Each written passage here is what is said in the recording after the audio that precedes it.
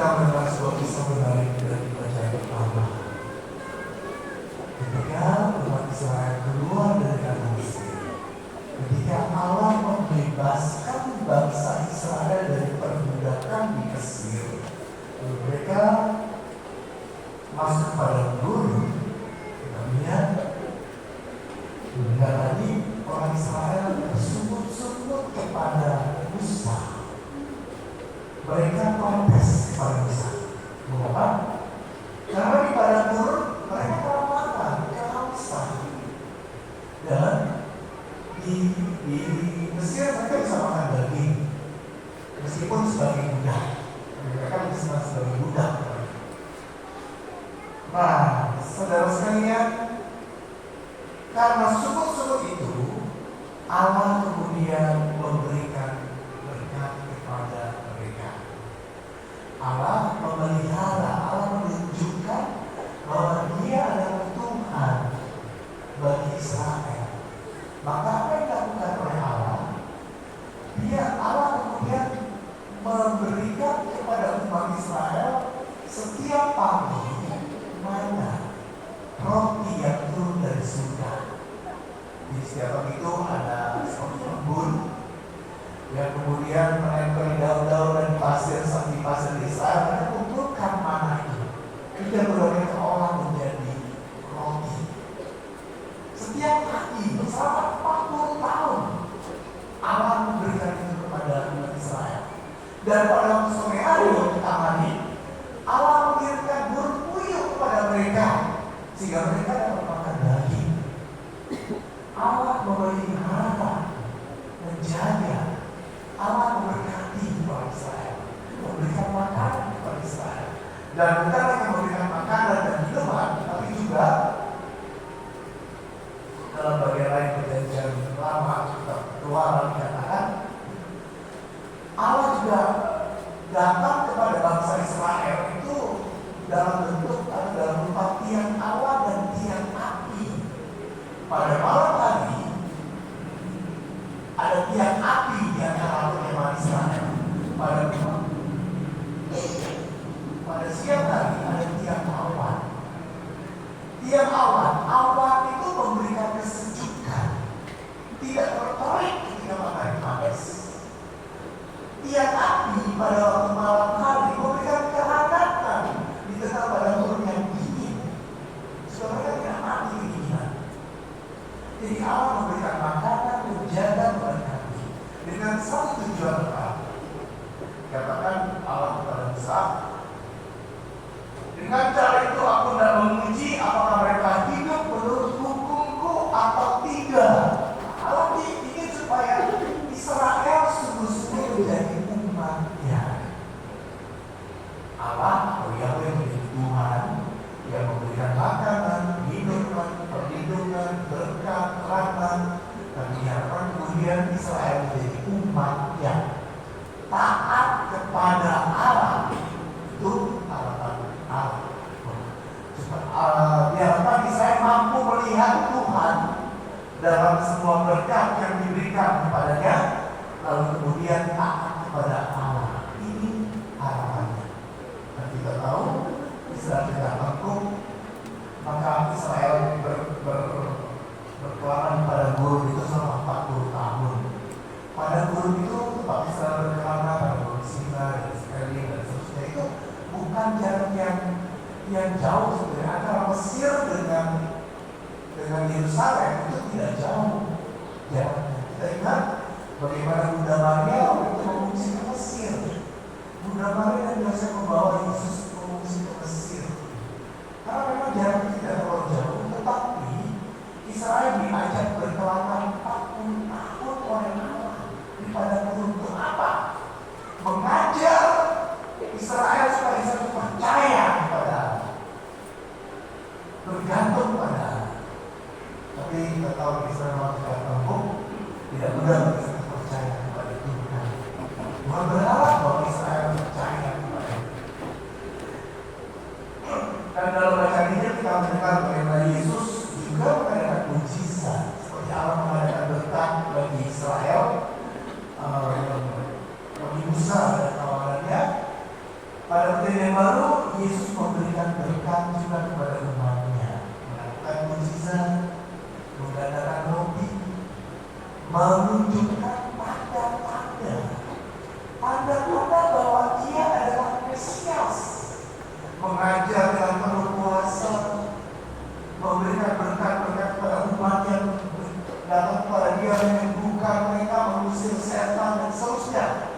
Ada banyak tanda-tanda yang diberikan Yesus kepada umat Israel pada masa itu yang menyatakan bahwa Dia adalah Mesias. Tapi saudara sekalian, umat Israel pada zaman Yesus tidak mencari Yesus mencari Yesus bukan karena mereka percaya Yesus Mesias, bukan. Tapi mereka mencari Yesus karena mereka bisa makan roti. Tidak usah bekerja, tapi bisa makan roti. Enak kan? Tidak perlu bekerja, hanya minta sama Tuhan dan bisa makan roti. Nah, kemudian mereka mengundang Yesus menjadi raja atas mereka. Maka mereka mau membawa Yesus. Yesus kemudian pergi meninggalkan mereka. Mereka tidak mampu melihat Yesus itu Mesias. Padahal ada begitu banyak tanda-tanda yang dikerjakan. Kalau bukan dari surga tidak mungkin. Yesus bukan hanya seorang yang berbelas kasih saja, bukan hanya melakukan bakti sosial, memberikan makanan roti kepada umat Israel, bukan hanya itu, tapi suatu tanda bahwa Dia adalah Allah, Dia adalah Mesias. Umat Israel tidak mampu melihat ini. Mereka mencari saja karena roti, karena dia mampu memberikan makanan, bukan sekedar lebih daripada itu. Yesus ada lebih daripada itu. Dia Mesias yang membebaskan bangsa Israel dari perbudakan dosa. Tapi mereka tidak mampu melihat hal itu. Saudara sekalian, dibaca Injil ini kita diajak seperti seruan Paulus dalam surat yang keempat Efesus. Jangan lagi diperhatikan dengan sia-sia seperti orang tidak mengenal Allah, namun jangan hidup secara demikian. Kamu telah belajar mengenal Kristus, maka kita diajak juga untuk meninggalkan manusia lama dan percaya kepada Kristus. Kita diajak untuk percaya kepada Yesus. Kita telah mengenal Yesus, kita telah banyak belajar tentang Yesus, kita juga bahkan melihat banyak hal baik yang dikerjakan Tuhan dalam hidup kita. Saudara sekalian, kalau kita renungkan dalam hidup kita, ada begitu banyak hal baik yang dikerjakan Tuhan dalam hidup kita. Santa Teresa Lisieux, seorang guru besar dalam gereja, dia oleh Santo Pius ke-11 itu seorang paus yang sudah menjadi santo. Dia diberi gelar atau dijuluki oleh Pius ke-11 ini seorang kudus terbesar di zaman modern. Tapi dia tidak mengenal Padre Pio. Siapa yang lebih besar kita tidak tahu. Padre Pio itu seorang kudus besar. Tapi Teresa Lisieux disebut orang kudus besar di zaman modern. Santa Teresa Lisieux hidupnya biasa-biasa saja, tidak pernah mengalami sesuatu yang luar biasa, mukjizat tidak pernah dilakukan. Tapi dia punya satu kepercayaan yang besar bahwa Allah mengasihi dia. Allah menyelenggarakan hidupnya. Yesus dilihat sebagai Bapa yang menyelenggarakan hidupnya, yang mengasihi dia, yang mencintai dia, yang menjaga dia. Bahkan Teresa Lisieux mengatakan dia tidak pernah berdosa besar. Karena apa? Karena menurut dia Tuhan itu menyingkirkan batu-batu di jalan supaya tidak tersandung jatuh. Dia mengatakan demikian. Dia lihat betapa Allah begitu mengasihinya, seperti seorang Bapa yang mengasihinya. Saudara sekarang kita diajak untuk melihat dalam hidup kita, kalau kita renungkan, ada begitu banyak karya Tuhan. Allah menunjukkan bahwa Dia adalah Mesias dan kita perlu bergantung pada Tuhan, bergantung pada Allah. Kalau kita bukan ada tidak sedikit berkat Tuhan, rahmat Tuhan yang telah kita terima. Ada satu hal yang masih saya katakan dalam diri saya sendiri. Pada satu ketika kami, waktu itu saya masih faktor 5.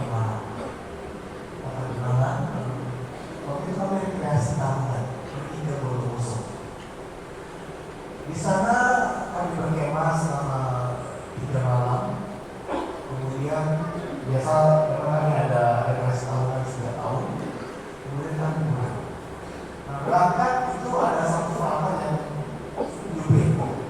Pulang giliran saya yang nyupir. Kami naik mobil carry, 2 di depan, 3 di tengah, di belakang kursi lipat untuk menjadikan tempat barang-barang. Nah, waktu kami mau pulang, saya bawa mobil itu dari pantai itu ke pinggir jalan. Kami menunggu satu mobil yang akan menjemput kami dari Malang ke Bondowoso untuk pulang ke Malang. Nah, kami menunggu satu mobil itu. Nah, pada waktu itu menunggu itu saya turun dari setir itu, dari kursi pengemudi turun. Nah, pada waktu itulah pastor pengganti kami dari Karmel itu duduk di tempat nyupir. Dia menyupir. Dia baru belajar bawa mobil. Tapi dia menyupir dari cukup jauh ya, itu beberapa jam, 4 atau 5 jam kira-kira untuk pulang ke Malang. Dia menyupir. Saya sebagai frater ya terima aja, nggak bisa. Oh, saya nyupir, tapi dia menyupir. Tidak ada yang menyupir. Akhirnya kami pulang sekitar jam 5, jam 4, jam 5 kami pulang. Kalau serius, waktu tahu pastor itu nyupir, dia pindah dari mobil dan suruh faktor yang masuk mobil kami. Jadi ada satu faktor di depan, saya di tengah, satu faktor di sebelah saya, satu faktor di sebelah saya. Dalam perjalanan itu saya merasa hati saya tidak enak. Aduh Tuhan, masa sih 5 orang yang muda harus mati? Saya punya perasaan begitu. Masa 5 orang ini, satu pastor, satu harus mati? Karena masa tidak enak, kemudian saya duduk, saya berdoa bersama. Saya berdoa bersama itu, sendirian saya berdoa, kepada mereka saya berdoa sendiri sambil berdoa. Nah, pada waktu itulah terjadi kecelakaan. Di mobil kami, saya nggak melihat karena saya duduk dan sedang berdoa. Karena mobil kami itu mau menyalip truk gandeng isinya sapi, bawa dari Madura ke Surabaya sapi. Mau nyalip mobil truk itu, di depan ada mobil, ada lampu. Nah, pastor ini, yang sopir ini, rupanya warga kami itu dia belok ke kiri, mau dari mobil truk itu, tapi rupanya bumper belakang mobil kami nyangkut di bumper depan truk, nyangkut itu terseret, mobil begini terseret, truk ini juga nggak berani mendadak karena sapinya mati semua kalau berada. Ini ya, kami terseret sekitar 300 meter, terseret masuk ke rumah orang posisi mobil ini, kemudian terseret, kemudian di kebun orang dan kami semua sudah berseru pada Tuhan. Ada satu foto bersama Sisu, mobil jatuh pasir. Terus terus masalah. Yang luar biasa. Mobil kami jatuh, posisi begini jatuh terbalik di posisi jendela di bawah dan di atas. Dibalik begitu, yang luar biasa ini saya menurut itu depan ini, posisi di depan itu ada pagar, ada tiang dari besi, ada pagar, posisi tiang dari besi. Sebelah kanan ada rumput pohon pisang, sebelah kiri subur Jawa itu biasanya di semen, di 1 meter, semen sebelah kiri. Lalu di bawah mobil truk itu ada pohon yang baru saja 2 hari sebelumnya itu ditebang. Kayaknya masih ada sekitar situ. Baru 2 hari, bawa truk kayu.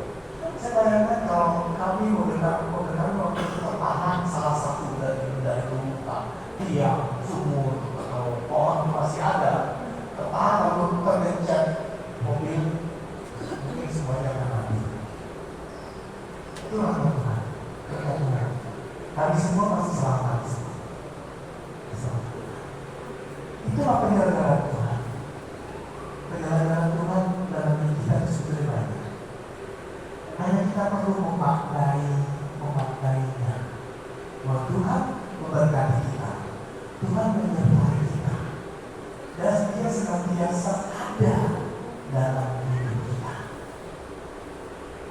Umat Israel mungkin kalau selama 40 tahun itu menerima mana yang turun dari surga, burung puyuh setiap sore, itu udah biasa bagi mereka, sehingga mereka akhirnya tidak perlu melihat Allah.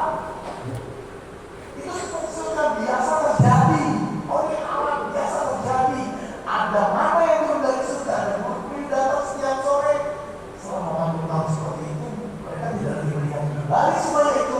Ada Tuhan, ada Allah, penyelenggaraan Allah ada di sana. Dan seringkali kita juga seperti itu. Kita melihat, seringkali melihat ini sudah,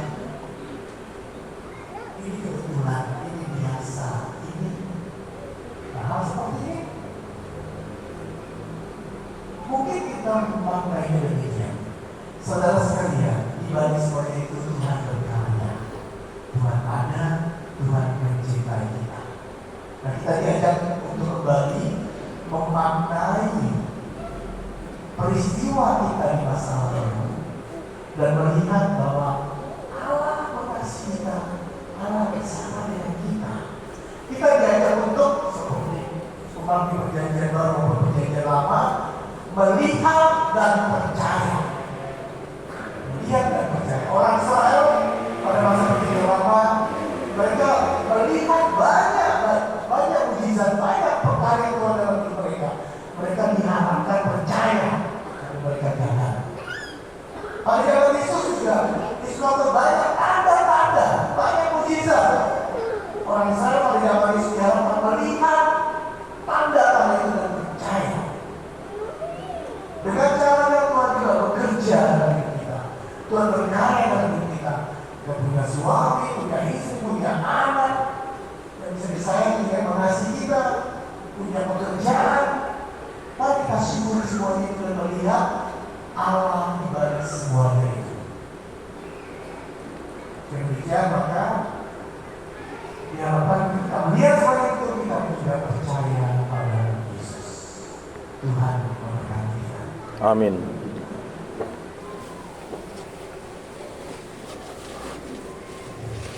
Mari kita berdiri dalam kembali mati kita kepada Tuhan. Aku percaya akan Allah, Bapa yang Maha Kuasa, Pencipta langit dan bumi, dan akan Yesus Kristus, Putranya yang tunggal Tuhan kita, yang dikandung dari Roh Kudus, dilahirkan oleh perawan Maria, yang menderita sengsara dalam pemerintahan Pontius Pilatus, disalibkan, wafat dan dimakamkan, yang turun ke tempat penantian pada hari ketiga, bangkit dari antara orang mati, yang naik ke surga, duduk di sebelah kanan Allah Bapa yang Maha Kuasa. Dari situ Ia akan datang mengadili orang hidup dan mati. Aku percayakan Roh Kudus, Gereja Katolik yang kudus, persekutuan para kudus, pengampunan dosa, kebangkitan badan, kehidupan kekal. Amin.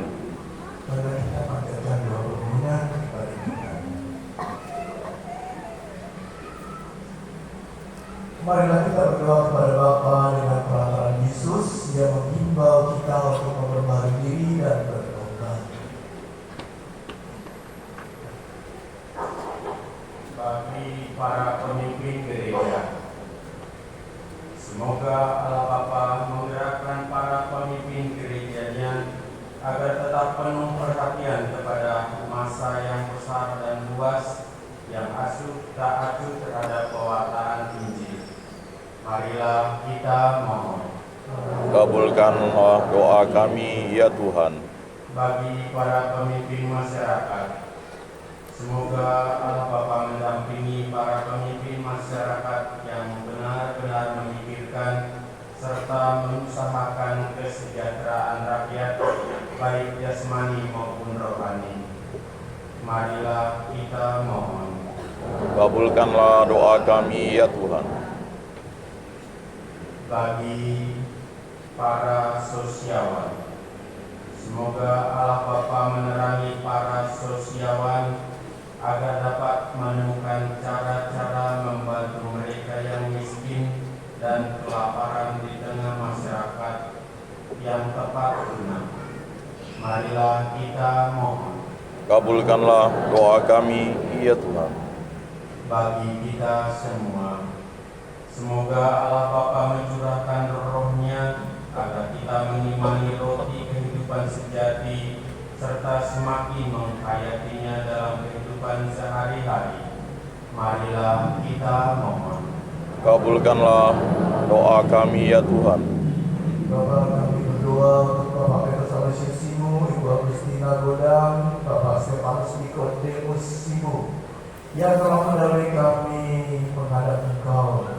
Ampunilah segala dosa-dosa mereka, dan terimalah mereka dalam kebahagiaan kekal bersama denganmu, berkat kurban Kristus Putramu ini. Dan kami juga memberkat Tuhan dan bersyukur untuk kekamilan doa novenan yang bersama beliau. Berkatilah kami selalu supaya dia boleh percaya semakin yakin padamu, beriman teguh kepadamu, dan juga tambahkanlah iman kami ya Bapa umatmu di bawah ini, supaya kami boleh melihat betapa Engkau berkarya dalam hidup kami, betapa banyak rahmat-rahmat dan berkat yang telah Kau berikan di dalam kehidupan kami. Marilah kita mohon. Kabulkanlah doa kami, ya Tuhan. Allah Bapa kami, keagungan dan kuasa menjadi tempat bagi kami bila kami mengakui Engkau dalam perkara besar maupun kecil di sekitar kami. Jadilah kami mengimani Engkau. Demikianlah permohonan kami demi Kristus, Dialah Tuhan dan pengantara kami kini dan sepanjang masa. Amin.